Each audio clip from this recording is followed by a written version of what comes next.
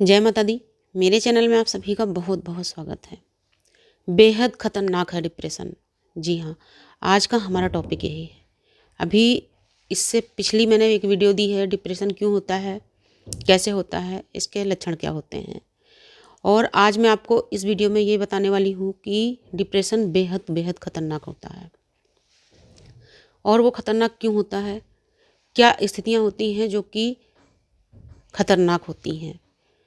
तो आप सभी से रिक्वेस्ट है, प्लीज़ बने रहिए मेरे साथ इस वीडियो में पूरी तरीके से। और यदि आपका अपना कोई या आपका कोई परिचित इस समस्या से जूझ रहा है, इस परेशानी में है, तो आप उसको बचा सकते हैं। तो वास्तव में डिप्रेशन एक मानसिक बीमारी होती है जो कि कभी कभी और ज़्यादातर बहुत ही खतरनाक साबित होती है। क्योंकि देखिए, मैंने अपनी पिछली वीडियो में भी बताया था कि डिप्रेशन भी कई तरह का होता है। एक तो फर्स्ट स्टेज नॉर्मल डिप्रेशन, जो कि हर किसी के अंदर कुछ ना कुछ मात्रा में होता है, यानी कि आंशिक मात्रा में हर किसी के अंदर एक डिप्रेशन होता है, जो कि सिर्फ आंशिक आंशिक यानी कि कुछ पलों के लिए, कुछ समय के लिए, कुछ मिनटों के लिए होता है और वो अपने आप ही बाहर निकल जाता है। लेकिन जो सेकंड स्टेज होती है, उसमें कोई भी व्यक्ति 2, 4, 10 दिन अपने आप से ही उस स्थिति में रहता है और उसके बाहर निकलता है। लेकिन एक थर्ड स्टेज होती है जो कि बेहद खतरनाक होती है और वो इंसान को मौत तक घसीट कर ले जा सकती है। तो फर्स्ट स्टेज मैंने आपको पहले ही बताया कि हम सभी के अंदर कुछ न कुछ मात्रा में डिप्रेशन होता है। जैसे कि जब कभी हमें किसी की कोई बात बुरी लग जाती है, हमारे मन का कोई कार्य नहीं होता है, या किसी से हम कोई काम कहते हैं वो हमारी बात को नहीं सुनता, या कभी कभी ऐसा भी होता है घर में हम अपने छोटों से या अपने बच्चों से किसी काम के लिए कहते हैं और बच्चे हमारी बात को नहीं सुनते, तो कभी कभी हम डिप्रेस हो जाते हैं। यानी कि हमें बहुत गुस्सा आता है एकदम से, और फिर भी हम कभी कभी स्थितियों को देखते हुए अपने आप को शांत करते हैं और अंदर ही अंदर हमारे अंदर गुस्सा भर जाता है। तो वो भी एक डिप्रेशन की स्थिति होती है और उस स्थिति में हम कुछ समय के लिए चुप हो जाते हैं और उसके बाद में स्थिति नॉर्मल होते ही या हमारे सामने कोई भी खुशी का मौका आते ही हम उस स्थिति से बाहर निकल आते हैं। वैसे ही बच्चों के साथ भी हो सकता है कि जब हम बच्चों को डांटते हैं, कुछ समय के लिए बच्चा हमारा चुप हो जाता है एकदम से, और उसके बाद में जब उसकी मर्जी का कोई काम हो जाता है या उसकी पसंद की कोई चीज़ हम उसको ला के दे देते हैं, बच्चा अपने आप खिलखिला के हंस देता है। तो खिलखिला के हंसना बहुत सी बीमारियों की दवाई है।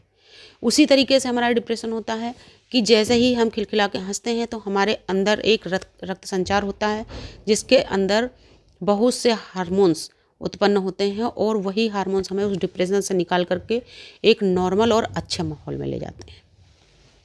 सेकंड स्टेज जो इसकी होती है, सेकंड स्टेज में क्या होता है, जब किसी की मर्जी का कोई कार्य करने के लिए उसे बार बार रोका जाता है, वो गुस्से में रहने लगता है या अपनी मन की बात को वो व्यक्त नहीं कर पाता और वो शांत रहने लगता है। लेकिन वो पूरी तरीके से, क्योंकि सेकंड स्टेज पे है और पूरी तरीके से डिप्रेशन की चपेट में नहीं है, तो वो कुछ समय शांत रहता है। लेकिन जैसे ही उसको उसके मुताबिक माहौल मिलता है, वो अपने आप को नॉर्मल महसूस करता है और जैसे उसकी मर्जी के काम होते हैं, उसकी इच्छा के अनुसार कार्य होते हैं या उसकी पसंद के कोई कार्य होते हैं, तो वो खुश हो जाता है और उस स्थिति से वो बाहर आने में कामयाब हो जाता है।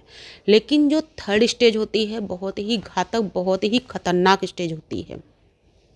अब हम बात करते हैं थर्ड स्टेज होती कैसी है, उसके लक्षण क्या होते हैं और उससे किस तरीके से बाहर निकाला जा सकता है।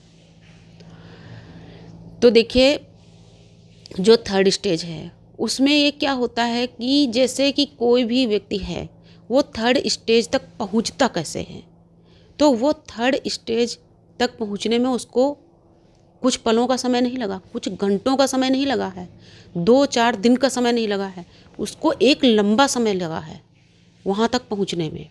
जिस तरीके से हम धीरे धीरे कोई सीढ़ियाँ चढ़ते हैं, मान लिया हमें 10 सीढ़ियाँ चढ़नी है तो हम एक एक करके चढ़ते हैं, ठीक उसी तरीके से जब कोई भी पेशेंट, कोई भी व्यक्ति डिप्रेशन की थर्ड और ख़तरनाक स्टेज में पहुँच जाता है, तो वो धीरे धीरे करके ही वहाँ तक पहुँचा है, एकदम से नहीं पहुँचा।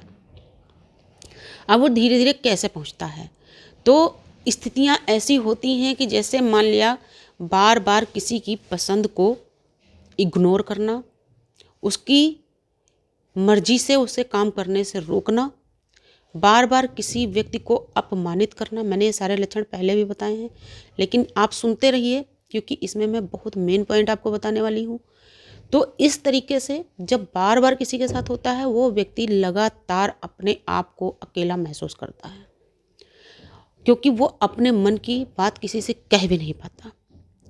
बहुत से लोग ऐसे होते हैं जो कि बहुत संकोची प्रवृत्ति के होते हैं और अपने मन की बात वो किसी से भी नहीं व्यक्त कर पाते, किसी से अपने मन की पीड़ा को नहीं कह पाते।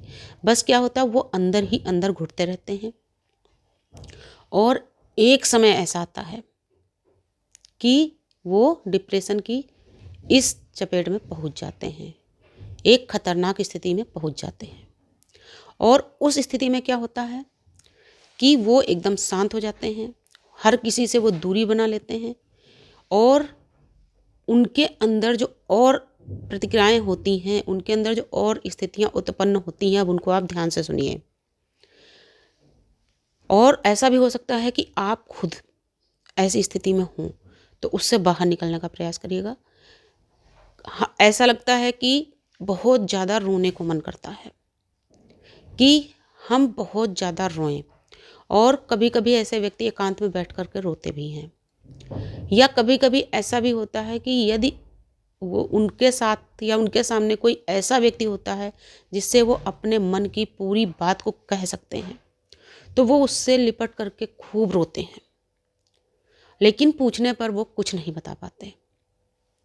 क्यों? उनके अंदर का जो संकोच होता है उनको बताने नहीं देता, लेकिन वो जी भर के रोते हैं। और यदि ऐसा व्यक्ति जी भर के रो भी लेता है तो भी काफ़ी हद तक वो डिप्रेशन से बाहर आता है। इसके अलावा जब ऐसे व्यक्ति अकेले बैठते हैं, सबसे खतरनाक स्थिति यही है कि ऐसे व्यक्ति को अकेला छोड़ा जाए। और जब ऐसा डिप्रेशन की चपेट में आया हुआ व्यक्ति जब अकेला होता है, तो उसके अंदर एक भावना सबसे ज़्यादा जागृत होती है, प्रबल रूप से होती है कि उसको जीवित नहीं रहना चाहिए, उसको मर जाना चाहिए। अब देखिए, जिस तरीके से मैं आपको बता रही हूँ, यदि आप सच में वीडियो को सुन रहे हैं तो आप खुद को भी और बहुत सारे लोगों को इस चीज़ से बचा सकते हैं। तो देखिए, हर साल हमारे देश में बहुत सारी मौतें ऐसी होती हैं जो कि डिप्रेशन की वजह से होती हैं। इंसान डिप्रेशन में होता है, वो किसी से बात को अपनी कह नहीं पाता, उसका कोई साथ देने वाला नहीं होता, खुद को वो अकेला महसूस करता है और अपने आप को नाकाम और बेकार समझने लगता है। और उसको ऐसा महसूस होने लगता है कि वो किसी भी काम का नहीं है, उसको जीने का हक नहीं है, उसको जीना नहीं चाहिए, उसके जीने का कोई मतलब नहीं है। और इसी तरीके से जब ये भावनाएं उसके अंदर प्रबल हो जाती हैं तो वो सुसाइड कर लेता है। तो इसी वजह से ये बहुत ही खतरनाक बीमारी है, बहुत बेहद खतरनाक है। तो अब इस स्थिति से बचें कैसे, कैसे इससे किसी को बाहर निकालें, तो मैं थोड़ा सा आपको इसमें बता देती हूँ। बाकी मैं इस पर एक अलग वीडियो बनाऊँगी कि क्या करना है। तो मैं आपको थोड़ा सा बताती हूँ। ऐसे लोगों को कभी अकेला ना छोड़ें, उनके साथ में किसी ना किसी को हमेशा ज़रूर रहना चाहिए। उनको रोज़ हरी जगहों पर सैर कराइए। हरी जगहों से मतलब कोई पार्क हो जहाँ पे हरी घास हो, हरे पेड़ पौधे हों और सुंदर फूल हों, क्योंकि सुंदर सुंदर फूलों को देख करके भी उनके जो मन के भाव होते हैं वो चेंज होने के काफ़ी चांसेज होते हैं। तो इस तरीके से छोटे छोटे प्रयासों के द्वारा, थोड़ी कोशिश के द्वारा आप खुद को और अपनों को इस चपेट से बाहर ला सकते हैं। और हमेशा कोशिश करिए कि ऐसे व्यक्ति को कभी अकेला मत छोड़िए। वो अकेले रहने की कोशिश करते हैं, जब उनके पास बार बार कोई बैठता है उनके अंदर एक चिड़चिड़ापन आता है।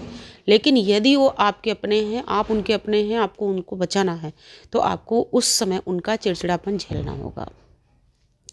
तो बस आज का वीडियो मैं यहीं पे समाप्त करती हूँ। इसके बाद में मैं एक दूसरा वीडियो बनाऊँगी जिसमें मैं बताऊँगी डिप्रेशन दवाइयों से ठीक होता है या नहीं होता है, और नहीं होता तो क्यों नहीं होता है।